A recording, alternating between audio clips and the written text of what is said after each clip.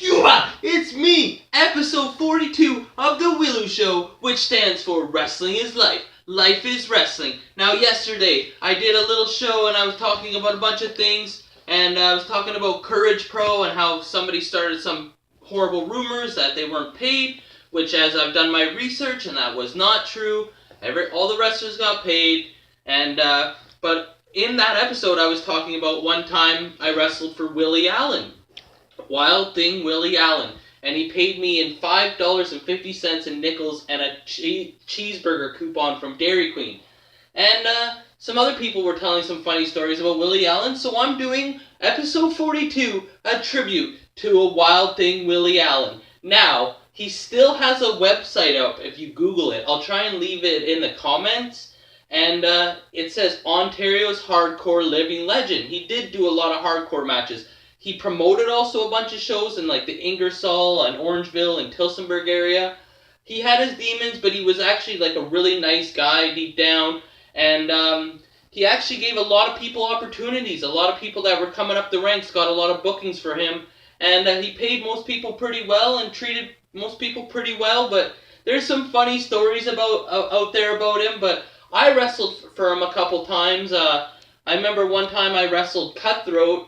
And me and Eddie Osborne were just getting there. And we told him we were going to be late because Eddie had to do another show before that. So we got dressed in the car and we got there and he was outside having a smoke. And he's like, Elian, your match is on right now. And I'm like, what? So I ran upstairs and they're like, you're wrestling this Cutthroat guy. And they didn't have time to give me music. So the Highlanders and Scott Chase and Quinson and a bunch of other guys just chanted Cuba for my entrance music. And I went out there and wrestled Cutthroat in one of his first matches, and that was the time that I got paid $5.50 in nickels and a burger. So the next time that we wrestled, now this was at like, I believe it was Orangeville, but it was like a hockey arena, and we had like the upstairs rompus room or whatever. But the next time we got booked there, we got like the actual hockey arena, like the big space, and I won the lightweight title in a three-way match with Warhead and Agent Orange, and I was so happy. I think he was trying to make it up for me for not paying me that one time very much. And I was so happy. That was the first title I ever won. I never ended up defending or losing the title. But at that time, like, now as I'm older, I realize titles don't really mean anything. But when you're first in the business and you win a title, it's kind of like an accomplishment and you feel honored. Now, after the one match, after the one show, some of the guys wanted to get their matches on tape, and I guess Willy had taped it, and so he's like, yeah, just come over to my house, and you guys can, like, record it onto a VCR or whatever. Well, that was fine, so we followed him in his car, and he lived in a graveyard, in the middle of a graveyard, I kid you not, and so yeah, it was kind of scary, I guess, a bit, but he was hospitable to us, and he ran a lot of shows back in 2003, 2004, he did a lot of ones like in the middle of the road, like for street festivals and whatnot and stuff like that. I remember the first time I ever wrestled for him, and he totally made us feel. He was like, it was me versus Eddie Osborne, and Eddie Osborne had messaged him about getting a possible booking, and he said, I have this Cuban guy I can wrestle, and he like took us aside. He's like, this is really important, like, I'm really going to be watching your match to see, like, you maybe get booked in the future if I'm impressed. And we were like, oh man, like, we were kind of like, we better do good because we don't want to mess up this opportunity. And so we were like the first match, and I just remember it because Eddie Osborne screwed me over somehow. He like put his foot on the ropes or got like a cheap roll up or something like that with the tights. And I was like fired up, and the crowd's like, get him, get him. And so I just, out of nowhere, I was like, you're right, like, so I just went and tried to dive over the top rope onto him, which I did, but I like turned sideways and I kicked this fan like right in the face, like right on the side of the face with my boot, like full force. And I felt so bad. I was like, I'm never going to get a booking again because I injured his fan. And so anyway, he was like, oh, I'm so impressed with your guys' work. And I was like, did he even watch the match? I don't know. But he ended up booking us all the time after that. And I was so worried too. And the fan came up to me after, and he was like so happy. He was like, oh, that was me you kicked. And I was like, oh, so I'm so sorry about that. Are you okay? He's like, that was the best thing that ever happened to me. He's like, I felt like I was part of the show. And I was just like, oh, okay, good. So I'm not going to get sued or anything. Like, oh my. So he was quite a character. He did a lot of hardcore matches. He had some funny stories. The one referee, he remembers a time where they did this show outside, and we were like, I remember it was above a gym. Like, he had this gym, and then we were changing up in the upstairs part, and then we would like come down the stairs and like right on the street and wrestle. And I was in a three-way with Eddie Osborne and Agent Orange, and the main event was Willy.L.I.W versus, it was somebody from Quebec. That's all I can remember. And it started to rain a little bit, and the match had just started. And Willy.L.I.W tells the ref, "We're going home. I don't wrestle in the rain." And he ended up, the match finish was a punch, and they ended it after like a minute and a half. But he was always like a really nice guy. Like, I got along with him really well. Like, he felt really bad the times he couldn't pay, because I don't know how well he advertised the shows. But yet he did get some sponsors. Like, he got Dairy Queen. He got a bunch of articles in the paper. I was Googling him to prepare for this episode. And he has this interview up. And he's, like, with some kind of pro wrestling forums or something. Just type in Google. It's, like, one of the first things that comes up.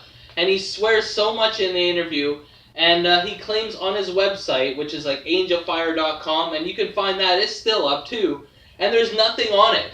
There's nothing on the website. Every time I click on any of the links, nothing comes up. But he claims that when it says at the top, Ontario's Hardcore Living Legend, that it was a rib that someone put on the website on him.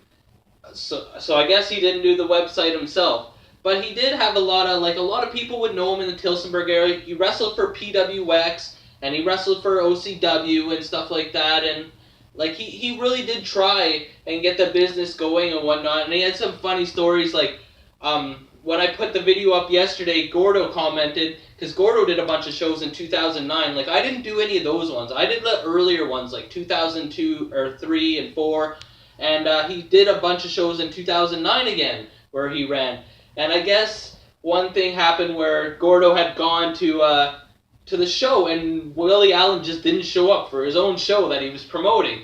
So Gordo ended up booking the whole show, and then after that, he didn't run shows for a while. So then he phoned Gordo and was like, hey, I'm going to do some shows again a couple months later. So Gordo was like, all right. So he went there, and he was like, hey, Willy, what have you been up to? What have you been doing? Willy's like, heroin. And Gordo's like, okay, I guess I'm booking this show again, too. But, I mean, I don't know if it's true, like, if he actually was, or maybe he was just making a joke, but I just found the story so funny. A lot of people have funny stories. There's this guy training with, at the Lucha Slam in Brantford with Bill Scullion, and he says he was trying to get trained by Willy.L.I.W, and his first training session was indeed in that very graveyard, but we gotta respect him. Like, back in the day, yes, some of the promoters were carnies and stuff like that, like, I mean, I worked for Ike Shaw, and I never got paid because it was part of my training. You know, it's paying your dues.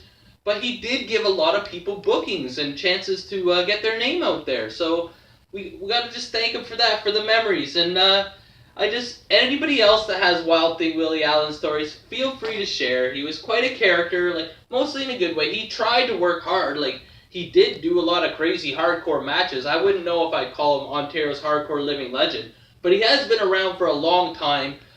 In this one interview that I read on the Google thing or whatever, he claims, like, how am I to dispute it, but they said, why did you get into wrestling? He said his dad was a wrestler up until, like, the 70s, but then his dad couldn't wrestle anymore, so his dad was a promoter, and then he promoted all these shows in Ontario as well with some guy. So, I mean, I don't know if that's true or not, but, I mean, why would he say that if it wasn't?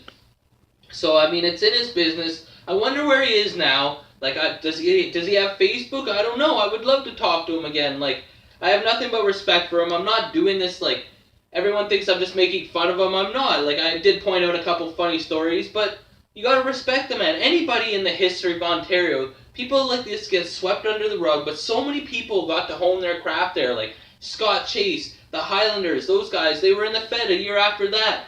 Scott Chase became a big deal. Like, and he would, Quan Chang, Quinton Valentino, so many guys that he gave bookings to, he had some great shows.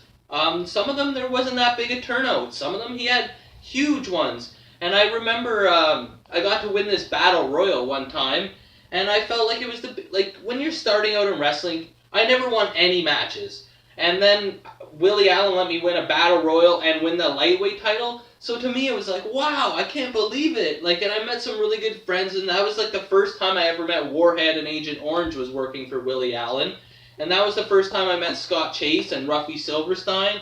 So, I mean, good times by all. But please, share your stories of Willie Allen. I know a lot of the guys from the Tillsonburg area would have some great stories about him. And let's give him the proper respect he deserves. He's not by any means the best wrestler that ever worked, but he did do a lot of shows. He promoted a lot of shows and gave a lot of people bookings. So, props to him for that. I mean, thank you. Thank you, Willie Allen, for giving me a chance when I was first starting out and, helping me hone my craft and having so many great memories. How could I complain with that? So this is episode 42, a tribute to Wild Thing Willie Allen, the Ontario hardcore living legend. And I want to remind you, or you get a leg drop, comment, or you get a clothesline, subscribe, or you get a suplex. I'm Elian Habanero. I love wrestling. Cuba!